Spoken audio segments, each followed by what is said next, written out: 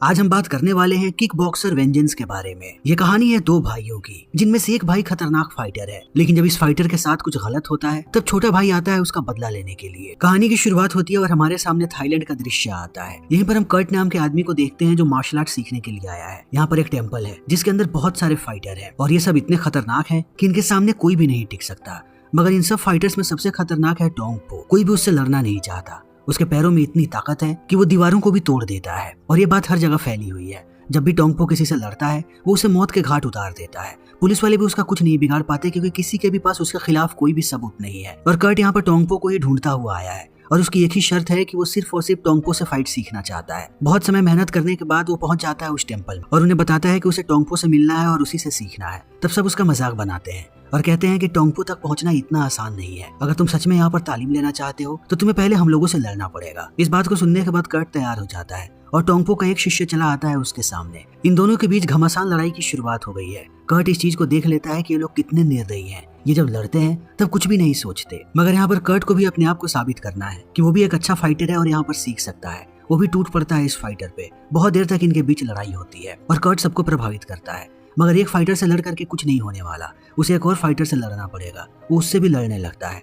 तब उसे एहसास होता है कि ये सब कितने ज्यादा फुर्तीले हैं और इनकी ताकत अलग लेवल की है क्योंकि ये सिर्फ जीतना जानते हैं और सामने वाले फाइटर को मारना। जब हमला करते हैं ये लोग तब कर्ट को सोचने का भी मौका नहीं मिलता जब वो बार बार पंचेस बरसाने लगते हैं। मगर कर्ट भी कोई कच्चा खिलाड़ी नहीं, वो टूट पड़ता है इन लोगों पे। और बहुत देर लड़ाई के बाद सबको ये बात समझ में आ जाती है कि इस टेम्पल में कर्ट भी सर्वाइव करके सीख सकता है। उसकी तालीम की शुरुआत हो जाती है। मगर ये सिर्फ एक शुरुआत है। अभी भी कर्ट टोंगपो तक नहीं पहुंचा है। वो हर रोज प्रैक्टिस करता है और हर रोज इन लोगों से लड़ता है। तब कुछ दिनों के बाद जब इनके बीच लड़ाई हो रही होती है तभी अंदर से टोंगपो बाहर आता है। जहाँ पर ये लोग लड़ रहे थे बीच में सीमेंट का एक गुंबज बनाया गया था और सबको ये टास्क मिला था कि वो लोग अपने पैर से मार करके इस गुंबज को तोड़े, जो सबको नामुमकिन लगा। कोई भी इसे तोड़ नहीं सकता। मगर जब टोंगपो यहाँ पर आया उसने एक ही झटके में उसे तोड़ दिया। इस चीज को देखने के बाद सारे प्रभावित हैं, खास करके कर्ट। उसे इस बात की पुष्टि हो चुकी है कि जितना उसने टोंगपो के बारे में सुना था वो सारी की सारी बातें सच थी। टोंगपो सच में बहुत ही खतरनाक है और वो देखने में विशाल भी है। वो जा करके बैठ जाता है अपनी जगह पर और सब लड़ना शुरू कर देते हैं। थोड़ी देर इनकी लड़ाई देखने के बाद वो कहता है कि इनमें से गिने चुने लोगों को ही वो सिखाएगा।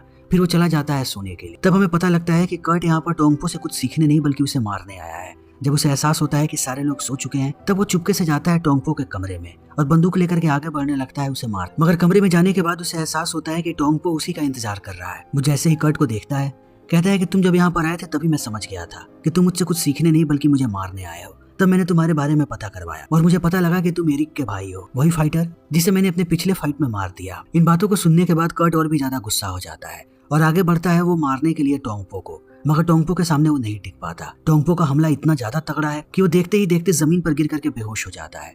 तब यहाँ से कहानी जाती है फ्लैशबैक। तब हम कर्ट और उसके भाई एरिक को देखते हैं। ये दोनों के दोनों फाइटर होते हैं मगर एरिक एक बेहतरीन फाइटर है। बहुत समय के बाद उसने फिर से एक और चैंपियनशिप जीती है और इस चीज को देखने के बाद कर्ट बहुत खुश है। वो अपने भाई एरिक को ही अपना रोल मॉडल मानता है और उसकी तरह ही बनना चाहता है। मगर इतनी सारी चैंपियनशिप जीतने के बाद भी एरिक खुश नहीं है। उसे कुछ बड़ी फाइट लड़नी है। उसे ऐसे फाइटर से लड़ना है जिसे हरा पाना नामुमकिन हो। तभी उससे मिलने के लिए मार्शिया नाम की लड़की आती है और एरिक को बताती है कि मैंने तुम्हारी सारी फाइट्स को देखा है, तुम एक बेहतरीन फाइटर। मगर यहाँ के चैंपियनशिप में तुम्हें क्या मिलता है? थोड़े बहुत पैसे और एक मेडल।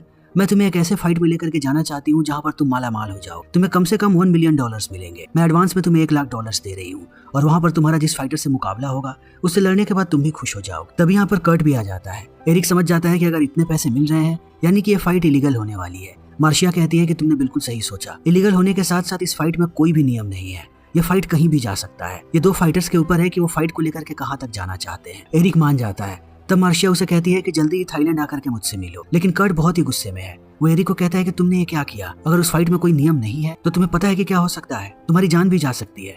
मगर एरिक नहीं मानता। वो कर्ट को कहता है कि जरा इन पैसों को देखो, अगर मैं फाइट जीत गया तो मुझे और भी पैसे मिलेंगे। इतने पैसे जितने पैसे के बारे में हम लोगों ने कभी सुना भी नहीं है। मैं हर एक फाइट में उतनी ही मेहनत करता हूँ जितनी मेहनत इस फाइट में करूंगा, लेकिन इसके बदले मुझे बहुत पैसे मिल जाएंगे। मैंने गरीबी देखी है, बचपन से मैं पाई पाई का मोहताज रहा हूँ। मैं ये फाइट लड़ने जा रहा हूँ। इतना कह के वो थाईलैंड के लिए निकल जाता है। कर्ट अब चिंतित है अपने भाई को लेकर के। तभी थोड़े समय के बाद उसके पास एक लेटर आता है एरिक का, जिसमें उसने लिखा है कि वो अपनी जिंदगी की सबसे बड़ी फाइट लड़ने जा रहा है और वो चाहता है कि एरिक उसके साथ हो। तब एरिक भी पहुंच जाता है थाईलैंड और उस जगह पे जाता है जहाँ पर ये फाइट्स होने वाली है। अंदर घुसते ही वो देखता है कि ये एक गंदी जगह है जिसके बारे में सरकार क्या किसी और को पता भी नहीं होगा और यहाँ पर सिर्फ गंदे तरीके के लोग हैं जो सट्टेबाजी करते हैं, यानी कि ये फाइट बहुत ही गलत तरीके से होने वाली है और इस फाइट में कुछ भी हो जाएगा किसी को कोई फर्क नहीं पड़ेगा। देखते ही देखते फाइट की शुरुआत हो जाती है। तब हमें पता लगता है कि एरिक की फाइट टोंगपो से होने वाली है। एरिक उस पर टूट के पड़ता है मगर टोंगपो को कोई फर्क नहीं पड़ता। एरिक अपनी पूरी ताकत लगाते रहता है मगर टोंगपो एक ही झटके में उसे गिरा देता है नीचे। वो 2 राउंड तक बस मजाक कर रहा था एरिक के साथ, मगर मजाक में ही एरिक की हालत खराब हो गई है। तभी सबको पता लगता है कि यहाँ पर पुलिस वाले आ गए। ज्यादातर लोग भाग जाते हैं मगर अभी भी लोग अंदर मौजूद हैं जिन्होंने सट्टेबाजी की है। टोंगपो भी समझ जाता है कि वो ज्यादा समय नहीं ले सकता। तब वो तुरंत एरिक का गला पकड़ता है और तोड़ के उसे मार देता है। जिस चीज को देखने के बाद सारे लोग बहुत खुश हैं क्योंकि जितने भी लोग यहाँ पर रुके हैं ये सब के सब टोंगपो के सपोर्टर हैं और उन लोगों ने टोंगपो पे पैसे लगाए थे, यानी सबका काम पूरा हो गया, सब निकल जाते हैं। मगर कर्ट रोता हुआ आता है अपने भाई के पास और उसके लाश को देख करके फूट फूट कर रोने लगता है। अगले दिन हम देखते हैं लुई नाम की एक पुलिस ऑफिसर को जिसे इस इंसिडेंट के बारे में सारी बात पता है कि टोंगपो ने एरिक नाम के एक फाइटर को मार दिया। वो बहुत समय से उसे गिरफ्तार करना चाहती है मगर उसका बॉस कहता है कि तुम ये नहीं कर सकती और इस बात को भूल जाओ कि टोंगपो कभी जेल में आएगा क्योंकि तुम्हारे अलावा हमारे पास कोई भी सबूत नहीं है और बिना सबूत के हम उसे पकड़ नहीं सकते। तभी यहाँ पर कर्ट भी आ जाता है अपने भाई की लाश को लेने के लिए। यहाँ पर पुलिस वाले हैं, यहाँ पर मार्शिया भी है। मार्शिया एरिक की लाश को देखने के बाद कहती है कि मुझे गलत ही लग रहा था कि एरिक एक बढ़िया फाइटर होगा, मगर ये सब कुछ झूठ था। अगर वो अच्छा फाइटर होता तो अभी भी जिंदा होता। इन बातों को सुनने के बाद कर्ट भड़क जाता है और वो गला पकड़ लेता है मार्शिया का। तो पुलिस वाले उसे दूर हटाते हैं। कर्ट बहुत ही ज्यादा भड़का हुआ है, उसे सारी बातें समझ में आ चुकी है कि आखिर यहाँ पर चीजें कैसे चलती हैं।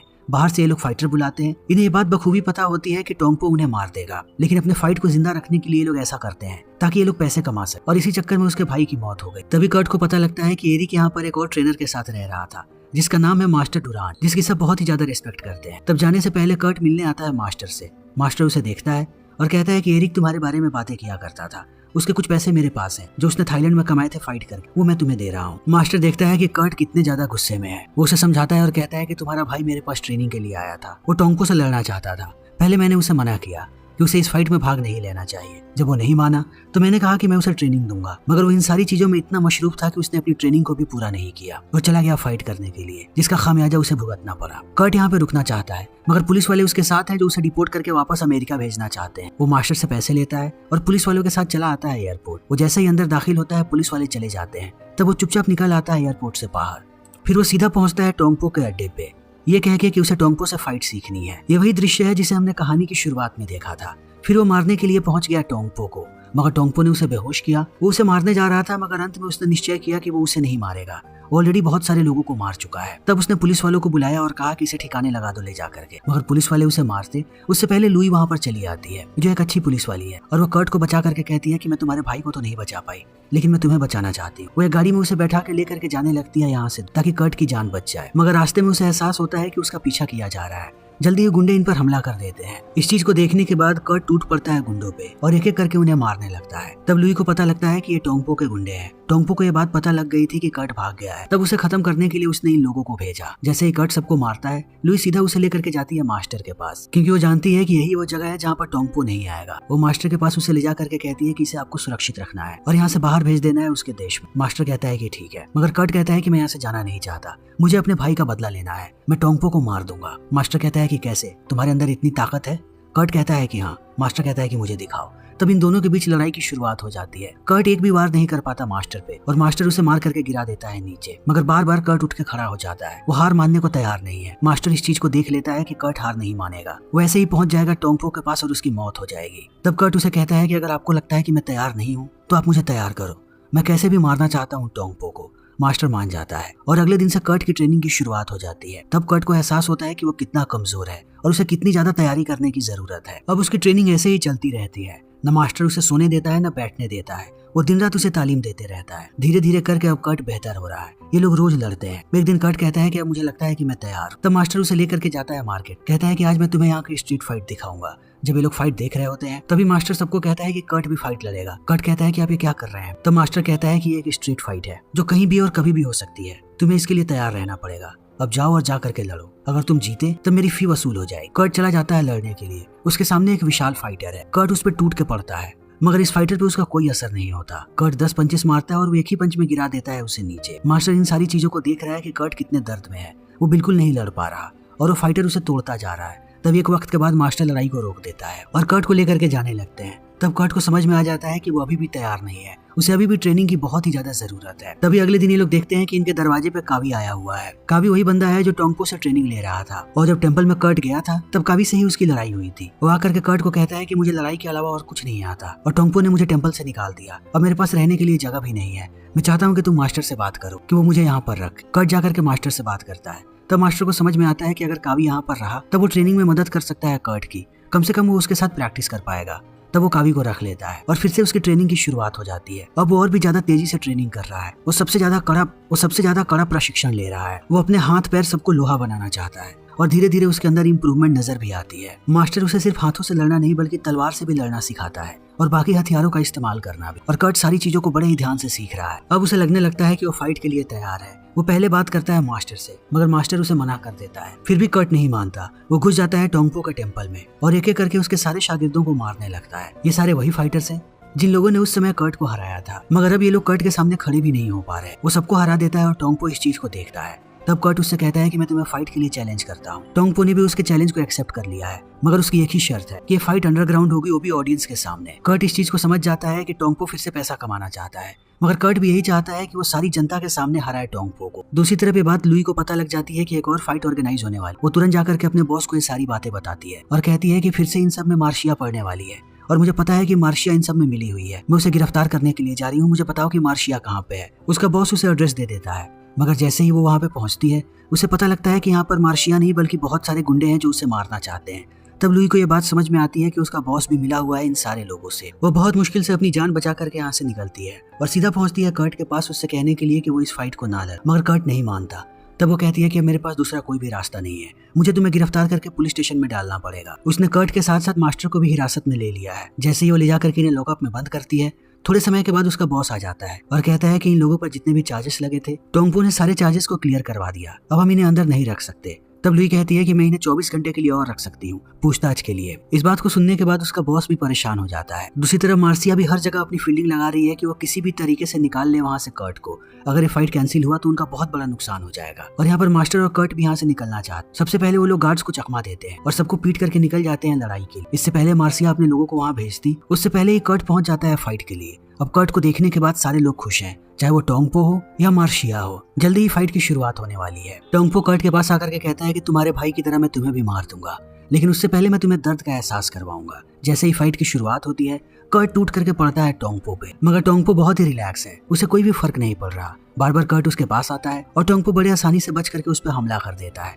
धीरे धीरे उसने घायल करना शुरू कर दिया है कर्ट को। तभी दूसरे राउंड की शुरुआत होती है। तब इनके हाथों में कांच लगाया जाता है। कर्ट इसी बीच हमला कर देता है टोंगपो के बगल में, जिस चीज से वो गुस्सा होकर के उसे मारने लगता है। वो उसे जान से मारने जाता है, मगर इस चीज को देखने के बाद मार्शिया ऊपर से इशारा करती है कि इतनी जल्दी उसे नहीं मारना है, वरना ये ज्यादा पैसे नहीं जीत पाएंगे। जितने ज्यादा देर तक टोंगपो लड़ता रहेगा उतने ही ज्यादा पैसे लगेंगे कर्ट पे। जब सारे पैसे लग जाएं तब वो कर्ट को मार करके इस मैच को जीत जाए। इस चीज को देखने के बाद उसे टोंगपो छोड़ देता है और फिर से धीरे धीरे मारने लगता है और बहुत देर तक ऐसे ही लड़ाई चलती रहती है। तब एक वक्त के बाद मार्शिया ऊपर से इशारा करती है कि सारे पैसे लग चुके हैं, अब वो मार सकता है कर्ट को।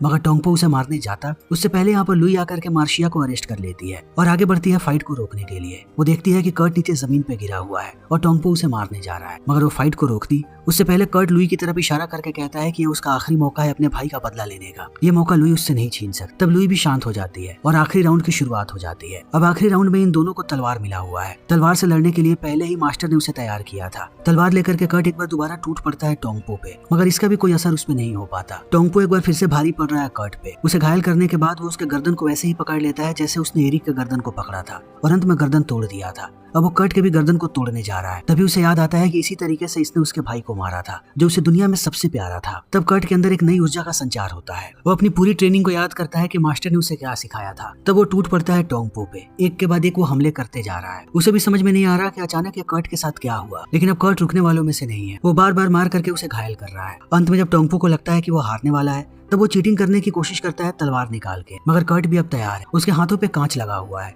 जिससे वो बार बार हमला करने लगता है टोंगपो के गर्दन पे। वो उसे तब तक मारता है जब तक उसकी मौत नहीं हो जाती। इस फाइट को देखने के बाद सारे के सारे लोग शांत हो चुके हैं क्योंकि आज से पहले उन्होंने इतनी ब्रूटल फाइट कभी भी नहीं देखी थी और सारे लोगों ने पैसे लगाए थे टोंगपो पे, सबके पैसे भी डूब चुके हैं। लुई अब कर्ट को लेकर के यहाँ से निकल जाती है। थोड़े समय के बाद वो कर्ट को बताती है कि वो भी उसके साथ अमेरिका चलना चाहती है। थाईलैंड में अब उसके लिए कुछ भी नहीं रखा। कर्ट भी इस चीज को देख करके खुश है कि लुई उसके साथ रहेगी। जब ये लोग जा रहे होते हैं तब वो मास्टर से कहता है कि मैं आपकी फी नहीं चुका पाया। मास्टर कहता है कि मेरी फी मेरे पास आ गई है, मैंने तुम्हारे ऊपर अपनी सारी की सारी सेविंग लगा दी, यानी अब मेरे पास इतने पैसे हैं कि मैं एक नया टेम्पल खड़ा कर सकता हूँ। इस चीज को सुनने के बाद कर्ट भी खुश हो जाता है और ये लोग यहाँ से निकल जाते। फिर इसी के साथ ये फिल्म यहीं पर खत्म हो जाती है। तो दोस्तों, हमारी आज की ये वीडियो यहीं पर खत्म होती है। अगर आपको हमारी ये वीडियो पसंद आई हो तो इसे लाइक करें, शेयर करें और चैनल को सब्सक्राइब करें। Thank you.